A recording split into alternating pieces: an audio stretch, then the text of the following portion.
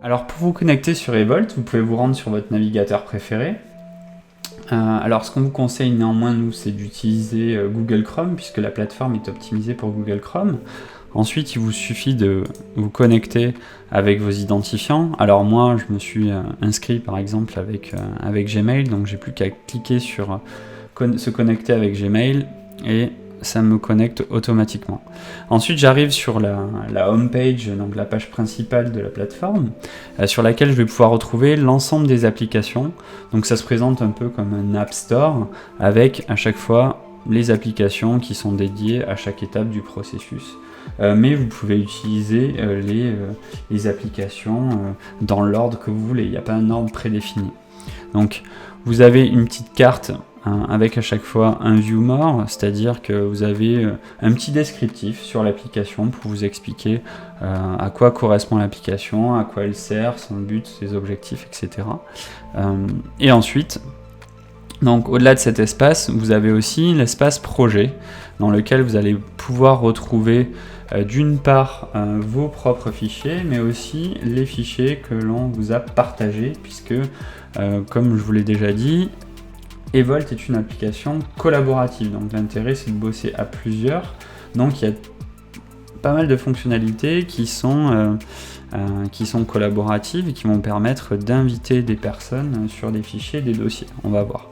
Donc là, dans cet espace-là, vous avez vos propres projets, donc que ce soit des dossiers ou les fichiers seuls, mais vous avez aussi ici un espace projet partagé, où là vous avez toutes les personnes qui vous ont invité dans un dossier, ces dossiers ou ces fichiers vont se retrouver à cet endroit-là.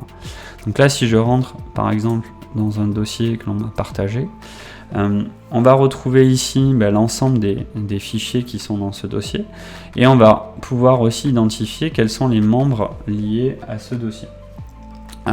Ensuite, comme je vous l'ai dit, vous pouvez inviter des membres dans ce dossier-là, avec plusieurs niveaux finalement de droits. Donc vous invitez les membres par mail. Alors juste pour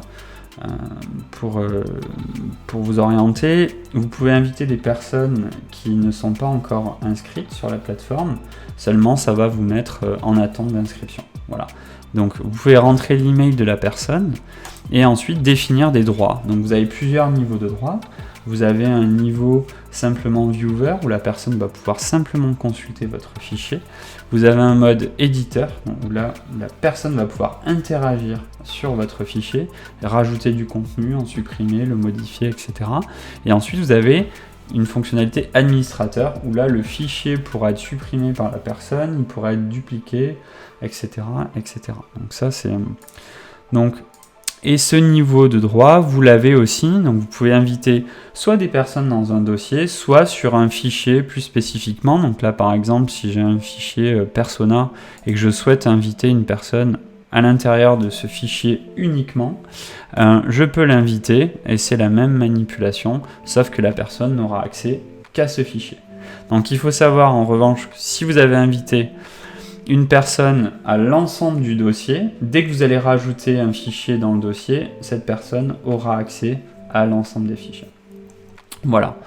Donc ensuite, ce que vous avez dans un dossier, c'est la possibilité de rajouter ce qu'on appelle nous des raccourcis, c'est-à-dire que c'est d'autres applications qui sont en ligne, par exemple, je sais pas moi, un lien vers un Trello ou vers un prototype InVision ou Figma, ou alors vers une présentation qui est stockée en ligne.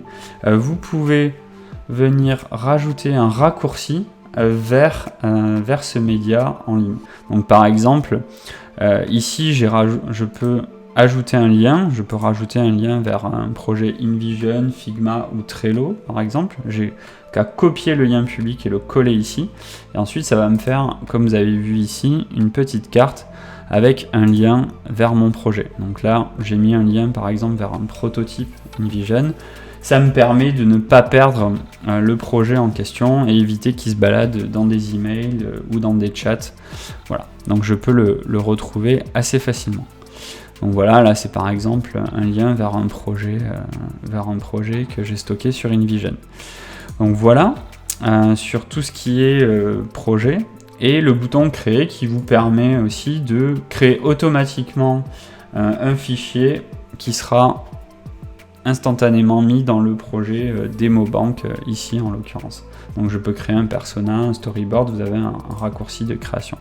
Voilà tout ce qui concerne les fichiers, donc c'est assez simple, hein, il n'y a qu'un seul niveau de dossier, je ne peux pas créer un dossier dans un dossier, donc je ne peux pas créer de sous-dossier pour l'instant.